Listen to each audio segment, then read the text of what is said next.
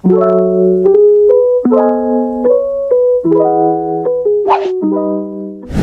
Halo sobat sobat posesif posesif dimanapun kalian berada. berada. Opening kita emang agak-agak gimana gitu nggak sih Mar? Yap, benar banget. Tapi kita di sini bukan buat nuduh kalian atau ngepindah kalian posesif ke pacar kalian gitu ya. Tapi emang posesif sendiri adalah segmen kita. Tapi bukan posesif ke pacar kalian loh ya. Jadi podcast posesif ini ada kepanjangannya, yaitu podcast Seru. bukan gosip. Nah, bukan gosip ya guys, bukan gosip ke pacar, temen, atau siapapun deh. Tapi konten ini membahas tentang isu-isu politik di Indonesia, khususnya kasus pencemaran nama baik di Indonesia. Nah, benar banget. Sebelum kita masuk ke segmen kita hari ini, sebelumnya ada pepatah, tak kenal maka tak sayang. Saya perkenalkan dulu, saya Mario Devin. Saya Ziana Valina Anzara, kita akan menemani kalian sharing-sharing isu pencemaran nama baik di Indonesia. Nah, kita kedatangan narasumber yang jauh-jauh dari pelosok selatan dan juga pelosok barat tentunya. Halo guys, ini nih narasumber kita yang jauh-jauh dari pelosok selatan dan juga pelosok barat. Silahkan perkenalin diri dulu. Hai, aku Veronica Shanamba. Hai, aku Yas.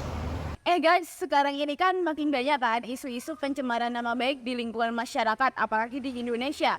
Yap. Iya guys, sih Mar? Ya, benar banget sih. Apalagi yang kemarin tuh yang kasusnya keponakan dari Wamenkumham Mario. Nah, itu dia maksudku. Kalian pasti tahu kan kasus itu? Tahu. Nah, dari sudut pandang kalian nih, bagaimana tentang kasus yang menerpa keponakan Wamenkumham tentang pencemaran nama baik itu? Apakah kasus tersebut termasuk pelanggaran hak? Nah, jadi begini, keponakan Wamenkumham atau Asjegala melakukan manipulasi elektronik, di mana hal itu sudah dibenarkan oleh Direktur Tindak Pidana Cyber dan sudah dikenai kasus pasal 27 ayat 3 UU ITE. Jadi kalau menurut saya ini sangat masuk ke pelanggaran hak. Saya akan menambahkan pendapat dari Veronica.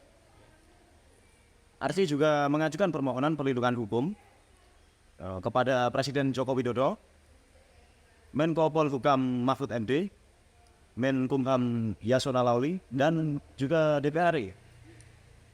Jadi sangat benar kata Veronica bahwa itu merupakan sebuah pelanggaran hak karena terdapat pasal yang mengikat di dalamnya. Oke, kalian tadi kan sudah memaparkan kasus tentang keponakan dari Wamenkumham. Nah, kalau dari kasus tadi, bagaimana sih hukum penerapan pencemaran nama baik khususnya di media sosial?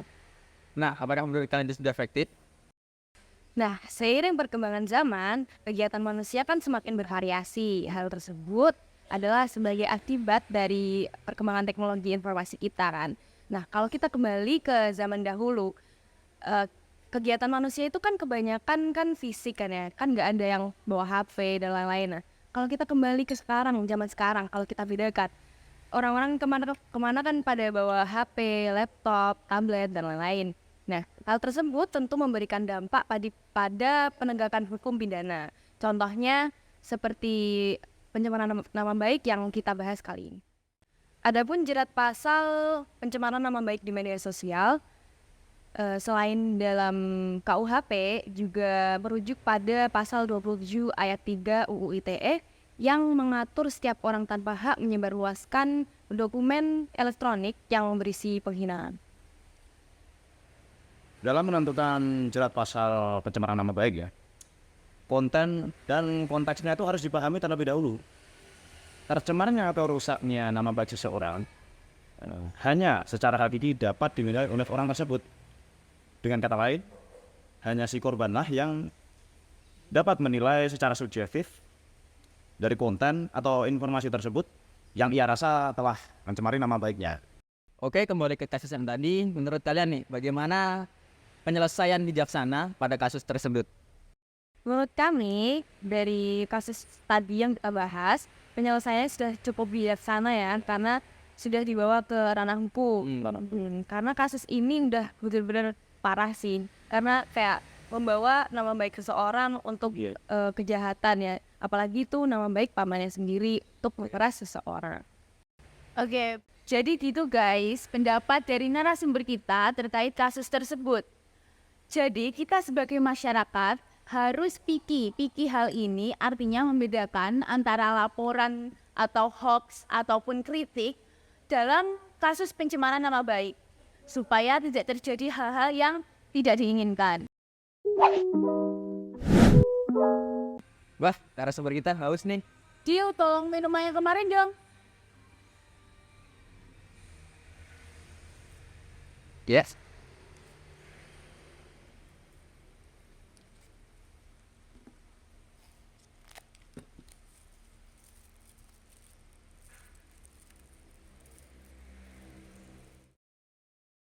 Udah diminum.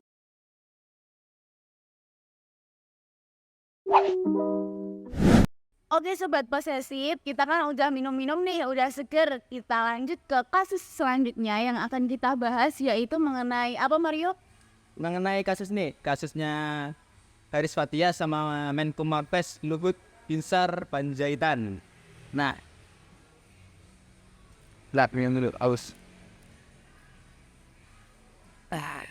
Nah, dia itu kasusnya dari seorang aktivis HAM. Yaitu Haris Fathia teman-teman. Nah, yang dilaporkan ke meja hijau. Gimana tuh menurut kalian?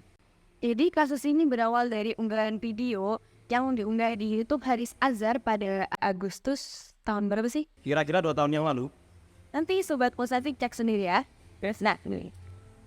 Direktur Lokataru selaku pegiat media sosial menyeret Haris Azhar dan Fathia Laudianti ke meja hijau setelah Menko Marves Luhut melaporkan keduanya terkait pencemaran. Ya, jadi Menko Marves Luhut merasa bahwa apa yang ada di konten Haris Fathia itu melanggar asasinya, yaitu mereka itu mencemarkan nama baiknya itu. Sehingga ia melaporkan keduanya pada pihak yang berwajib untuk ditindaklanjuti. Hal ini mengakibatkan Haris Fathia didakwa atas pasal 27 ayat 3 UU ITE, yaitu tentang pencemaran nama baik ya. Iya. Oke, jadi dari kasus tersebut nih, gimana pendapat kalian? Apakah itu termasuk pelanggaran HAM? Iya, tentu saja. Namun pencemaran nama baik bukan termasuk pelanggaran HAM yang berat. Oke. Karena selalu dikaitkan dengan kebebasan berpendapat dan kebebasan mengkritik suatu kebijakan. Iya. Jadi dari perspektif HM sendiri, pencemaran nama baik ini tidak termasuk pelanggaran seberat tindakan KUHP pidana ya. Karena pelanggaran ini diklasifikasikan sebagai pelanggaran HAM yang ringan, jadi hukumannya pun juga itu. Oke, jadi jika kita melihat di media sosial nih, apakah kritik kebijakan politik itu sama halnya dengan pencemaran nama baik sesuai dalam pasal 27 Ayat 3. UU ITE? Ya, menurut kami hal ini bukan termasuk pencemaran nama baik sebenarnya. Oke. Tapi hal ini tetap melanggar UU ITE karena termasuk cyberbullying. Ya. Oke, menurut kalian apakah pemerintah sudah menangani kasus ini gitu? Bagaimana cara pemerintah menangani kasus ini? Jadi kasus ini sudah ditangani oleh pemerintah dengan cara keadilan restoratif. Di mana kedua belah pihak dipertemukan dan penyelesaian masalah ini dilakukan secara damai, bukan dengan pembalasan. Oke. Kesimpulannya, sobat posesif, kita udah ngomongin sama narasumber kita panjang lebar tentang kasus-kasus di Indonesia, terutama kasus yang kita bahas yaitu pencemaran nama baik. Dari kedua kasus tadi merupakan kasus pencemaran nama baik yang sesuai dengan pasal 27 ayat 3 UU ITE. Kasus yang pertama kita bahas yaitu kasus dari keponakan Menkumham, Archie Bella, yang telah melakukan manipulasi elektronik. Sedangkan kasus kedua yang kita bahas yaitu kasus Haris Fathia yang melakukan pencemaran nama baik kepada Menko Marves. Melihat tingginya jumlah laporan yang masuk, maka menyebabkan ironi apabila ketiga kasus tersebut dijatuhi hukuman pemidanaan. Pilihan tersebut semakin membuat berantakan, tidak terstruktur. Melihat jumlah kapasitas terduga pelaku tindak pidana yang ada di penjara. Apabila pemidanaan merupakan salah satu problematika di Indonesia. Nah, upaya atau jalan lain penyelesaianlah kita sebutnya, yaitu dengan penegakan keadilan restoratif atau kita sebut bahasa kerennya lah, restoratif justice. Nah, ini awalnya ditunjukkan kepada pelaku tindak pidana ringan yang dijatuhi hukuman 3 bulan penjara. Ada juga tahap penyelidikan atau penyidikan, teman-teman. Namun, apabila kasus tersebut dilakukan dengan dilakukan dengan penyelidikan, maka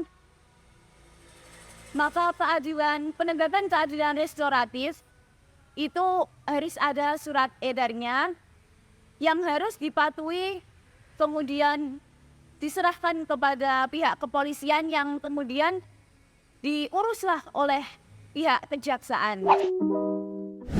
Oke, jadi ketika suatu permasalahan terjadi dan dilakukan pembiaran begitu saja, maka akan mengakibatkan resiko yang luar biasa besar gitu. Jadi semua orang harus melakukan dan mengatasi permasalahan tersebut secara serius dan urgent supaya tidak terjadi masalah yang berkelanjutan gitu. Karena dari percikan api yang kecil dapat menimbulkan sebuah kebakaran yang besar. Untuk itu, sobat posesif harus lebih bijaksana dalam berkata-kata supaya tidak menimbulkan kerugian, contohnya pencemaran nama baik seperti kasus-kasus tadi yang kita bahas, teman-teman. Kayak yang kasusnya mereka tadi itu, jadi janganlah. Nah, kita udah sharing-sharing lama nih. Kita udah bahas-bahas tentang hal-hal penting supaya sobat posesif teredukasi. Ya, jadi karena sudah begitu saja pembahasan kita pada podcast hari ini, terima kasih pada para narasumber karena telah Terima kasih menemani kami dalam penjelasan pada hari ini. Ya. Oke, jadi kepada semua teman-teman para penonton, pastikan sudah teredukasi. Kami akhiri podcast pada hari ini. Tonton terus podcast seru kita hari ini. Nyalain tabukan di posesif. Podcast seru bukan gossip.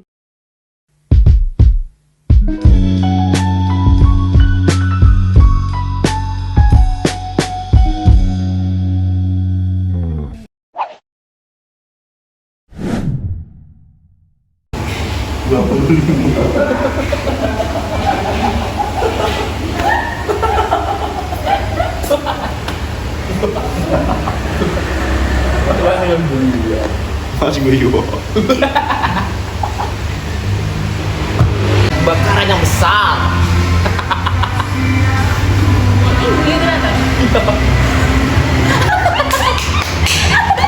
Enggak apa-apa.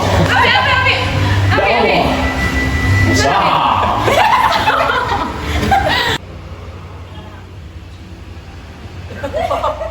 Oke.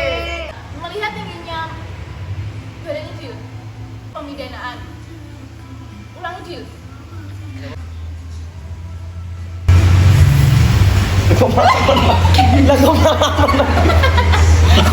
Aku ngalah. Kritik kebijakan politik. Oke, jadi minum dulu. Jadi kalau seperti yang di media sosial nih.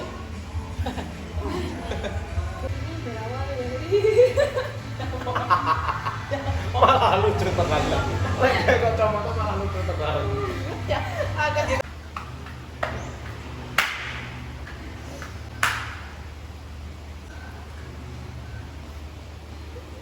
ataupun gimana namanya? Nama baik di Indonesia.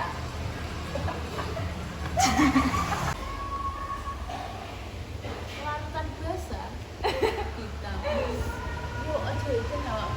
Ini kan wong mangan mie dikai seprit apa bedane?